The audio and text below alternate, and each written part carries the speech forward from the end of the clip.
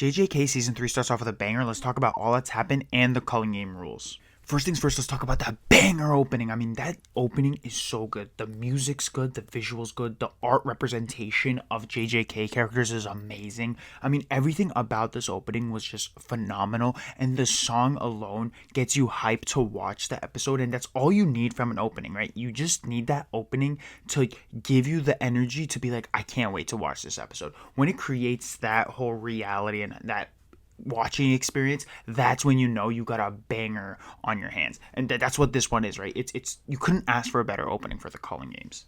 I mean, we can just brush past these even though I don't want to, but the whole point of this video is actually mainly to explain the Culling Games. But episode 1 and 2 were animated amazingly. Itadori's fight with Yuta was just phenomenal. It was actually pretty cinematic with how they fall into that theater, and it just takes its time to show that the two main characters, original and new, or whatever you want to call them, in Yuta and Yuji, it was just very cinematic and choreographed very well, and then the whole fight sequence as well was great.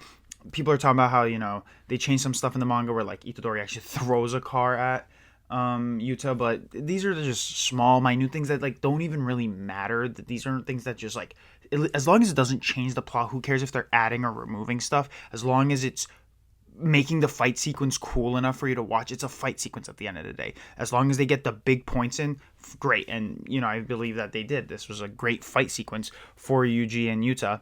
And then the Choso and Naoya fight, I mean, Choso cooked the man. That was it. I mean, Naoya, 1 HP, 1 HP, 1 HP. People are saying barely did any damage to Choso, and Choso just had a beautiful speech about being a brother, and how Naoya just basically doesn't even understand what he's talking about because he's never been a good brother.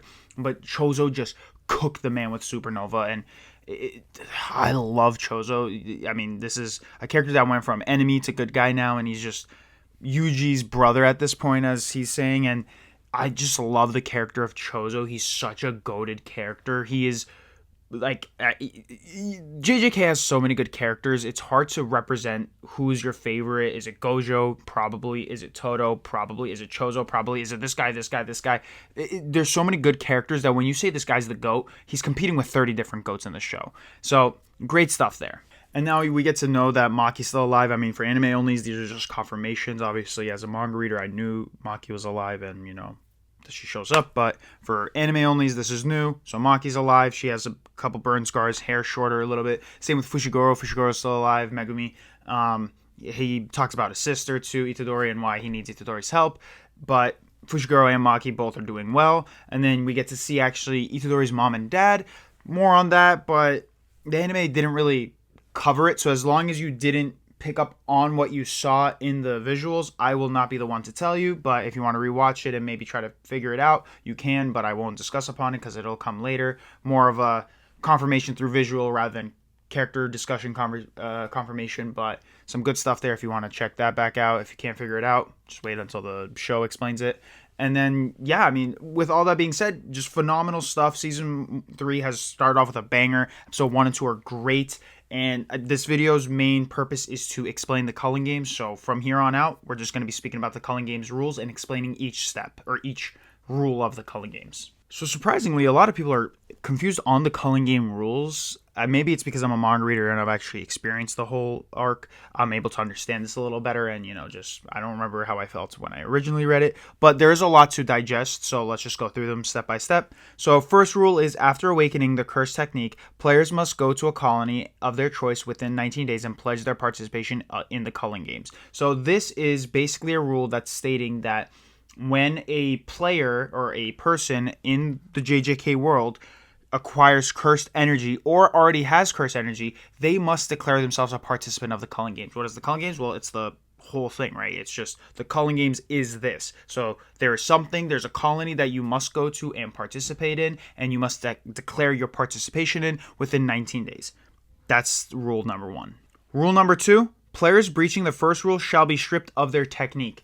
Very straight to the point on this one, basically stating that if you do not show up at a colony and declare your participation in the Culling Games, and you are someone with cursed energy or cursed techniques, you are then to be stripped of your cursed technique, which basically just means you're not alive anymore, right? You're done. No more you're gone. whatever. And with that being said, it just means basically every character that we know that has curse technique and uses curse energy, they need to participate. This is a mandatory game set by the game master that everyone needs to participate in, or you are done for. Rule 3 states that non-players shall become players upon entering a colony, and their entry shall be taken as a pledging to participate in the Culling Game. So basically, this is just saying as step 1 as well with the colonies, there's going to be colonies set up all throughout Japan, and if you entered a colony for rule number 3, as long as you enter a colony as a person, no matter who you are, you will basically pledge that you are participating in the Culling Game. So if you accidentally go in, you have just pledged that you're in the Culling Games, and now you're part of the game. If you voluntarily go in, again, you just participated and you pledge that you're part of the game. So it's just a way to, basically say, don't enter this colony as if you don't want to participate in the game. Rule number 4 states that players will receive points upon ending the life of another player. Very simple, right? Basically, ending the life of another player grants the user or the player points. Rule number 5 now states that points shall be designated based on the value that the game master gives their life, and fundamentally, a sorcerer will be worth 5 points, while non-sorcerers will be worth 1 point. This is basically saying, at face value, if you are a sorcerer, you are worth 5 points as a base value, and then if you're a non-sorcerer, someone like Maki, or just like a normal civilian that just doesn't have cursed energy or doesn't have a cursed technique, they will be worth 1 point. But then the game master himself might be like, okay, well, let's say Itadori joins or someone else joins, right? Like, let's say Gojo's unsealed and Gojo joins. He's like, well, this is Gojo we're speaking of. This man is worth 100 points, 300 points. The game master has the ability to declare how many points someone is as long as they choose to declare it that. But if you're just a sorcerer and the game master doesn't choose to modify your points, you will start at 5 or 1 depending on if you're a sorcerer or not.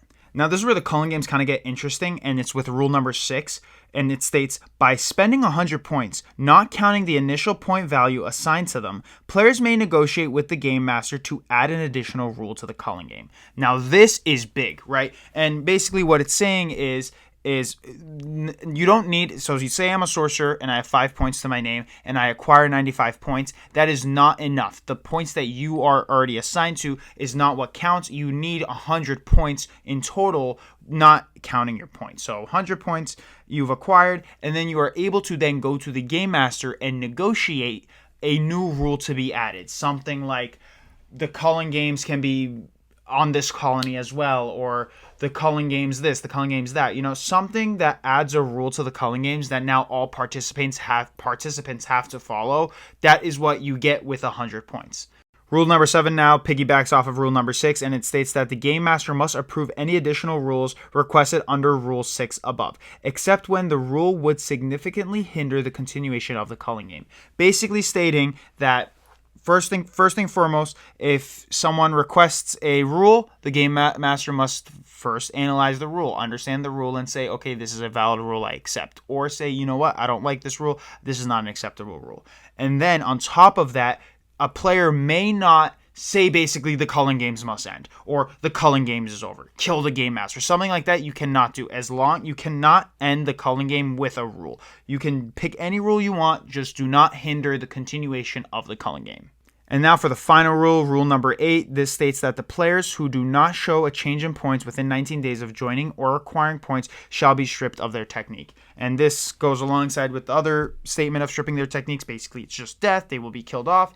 But it is saying that you need to get points within 19 days of each other. So when you join the game, you have 19 points to get your first point, and then after you get your first point, that 19 days resets, and now you have another 19 days to get points. As long as you have points or you're part of the Culling Games, you cannot go 19 days without basically quote-unquote participating, as in hiding or just being scared to continue or whatever. You must keep playing the game as long as you're part of the game. And with that, that is all 8 rules of the Culling Games explained and hopefully clarified for those that needed the clarification. Basically, now it's up for the main cast to interact with the Culling Games. Again, they are mandatory to interact with it as stated in rule number 1, right? If you have Curse Technique, you must interact or you must join the Culling Game and participate within 19 days. So from now on out, let's just see how it turns out, right? This is a great arc. I know anime fans are going to love this. They're just gonna love all the stuff that happens in it. I'm excited to see these things being animated, and this is just some exciting stuff in the JJK universe. And if you need a TLDR or a very simplified explanation of all this, and maybe even without the rules in place, just what is the Culling Game, you have to first and foremost understand what culling means. And culling, as the Google definition states, is the reduction of a wild animal population by selective slaughter, meaning that this is the game master's way of reducing the population of sorcerers to have a king of the hill situation where it is the strongest sorcerer on top, right? This is legitimately a battle royale within the JJK universe that the main cast need to participate and either lose or come up on top, right? This is the game master's intention to cull out the weaker end of the sorcerers and keep the stronger people. Also, again, you don't need to be a sorcerer to participate. Any regular civilian can come in, and someone that's just insanely strong can show up and win as well. This is not like specifically for sorcerers, it's for anyone that just enters a colony. And that was all 8 rules and the culling games explained. I hope this was helpful and I hope this was informative. If you have any questions or if you feel like I missed anything, please leave it down in the comments below. I'll try my best to answer any questions that you guys have. I'll keep it in the scope of the anime, of course, for all anime fans, as I don't want to throw out manga spoilers. And yeah, I mean, I'm excited for this week's episode. I'm excited for this season to continue. This is an exciting time to be a JJK fan. And thank you guys for watching. I appreciate it. Like, comment, subscribe, share, and I'll catch you guys next time. Thank you.